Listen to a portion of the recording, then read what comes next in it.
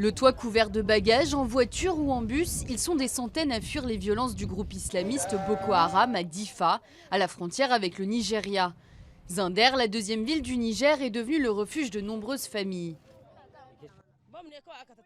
Ils ont lancé l'obus près de ma maison, la boutique était brûlée et un enfant est décédé. On a des problèmes, on n'a rien à manger, on n'a pas d'habits, même ces habits-là, les gens nous les ont prêtés.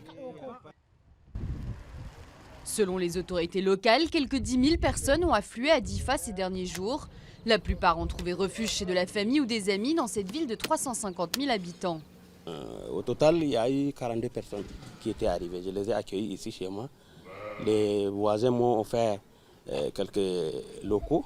Alors je les ai installés et je me suis occupé d'eux. Avec l'afflux de déplacés, les autorités appellent à la vigilance car elles craignent l'infiltration d'islamistes. Depuis les événements de Difa, une dizaine de personnes soupçonnées d'être liées à Boko Haram ont été arrêtées à Zinder même. Les gens qui sont enrôlés par Boko Haram dans la région de Difa, c'est la même population que les gens de Zinder. Et vous savez, l'intervention ou les opérations à Difa nous ont permis de comprendre jusqu'où le mal Boko Haram a pénétré notre société. À l'entrée de la ville, la police fouille tous les véhicules.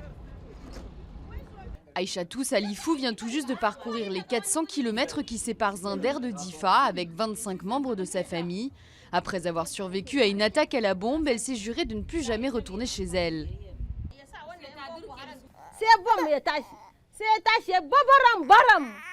Une bombe a explosé. L'explosion a fait badaboum badaboum. On s'est posé la question, c'est quoi?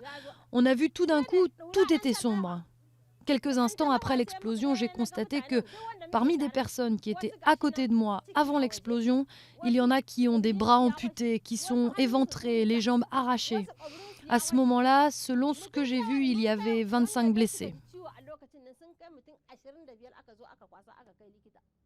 Un enfant est mort pendant cette attaque. Aïchatou a toujours des cauchemars, mais aujourd'hui elle se sent plus en sécurité.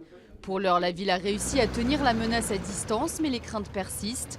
L'armée et la police sont mobilisées et des patrouilles sont organisées jour et nuit.